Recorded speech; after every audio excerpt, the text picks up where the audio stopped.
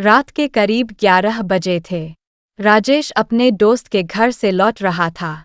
उसकी साइकिल का tyre puncture हो गया था, इसलिए उसे पैदल ही बस स्टॉप तक जाना पड़ा। वह अकेला था और रास्ता सुनसान था। ठंडी हवा के झोंके उसे और भी सिहरन महसूस करा रहे थे। बस स्टॉप पर पहुंचते ही उसे एक अजीब सा एहसास हुआ।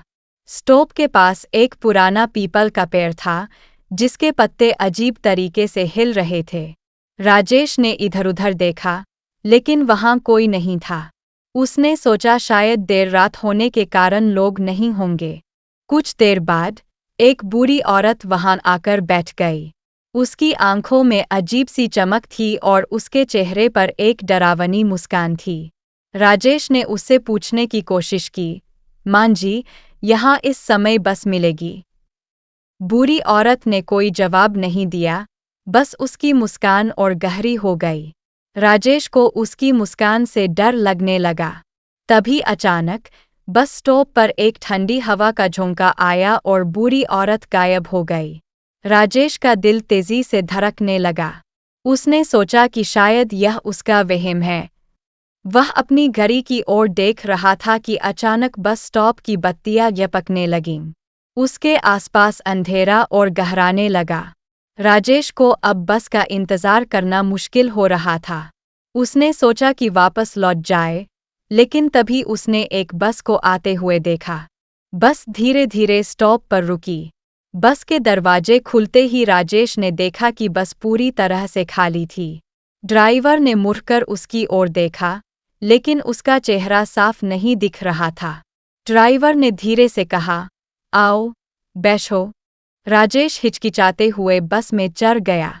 उसने देखा कि बस की खिड़कियों से बाहर का नजारा एकदम बदल गया था। पेड़-पौधे, सड़कें सब अजीब और डरावने दिख रहे थे। राजेश ने खुद को शांत करने की कोशिश की, लेकिन उसका दिल बेतहाशा धड़क रहा था। कुछ ही देर में बस अचानक रुक गई। ड्राइवर ने मुड़कर राजेश की ओर देखा और उसकी आंखें खून जैसी लाल हो गईं।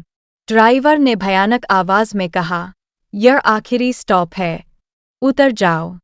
राजेश ने डरते-डरते बस से उतरकर देखा कि वह एक वीरान और खंडहर जैसे जगह पर आ गया था। चारों ओर सन्नाटा था और पेड़ों के बीच से अजीब आवाजें आ रही थीं। राजेश ने चारों ओर देखा और उसे महसूस हुआ कि वह अब वापस नहीं जा सकता। अचानक उसे पीछे से किसी के हंसने की आवाज आई। वह मुड़कर देखता है तो वही बूढ़ी औरत उसके सामने खड़ी होती है। उसकी आंखों में वही डरावनी चमक और चेहरे पर वही मुस्कान। बूढ़ी औरत ने कहा, तुम्हारा इंतजार कर रही थी, बेटा। अब कभी यहाँ से नहीं जा पाओगे। राजेश की चीखें वीरान जगह में गूंजने लगीं, लेकिन वहाँ उसकी मदद करने वाला कोई नहीं था। उस रात के बाद राजेश का किसी को कोई पता नहीं चला। कहते हैं कि अब भी उस बस स्टॉप पर रात के वक्त राजेश की चीखें सुनाई देती है और बूढ़ी औरत की डरावनी हंसी वहाँ का माहौल और खौफनाक बना देती है।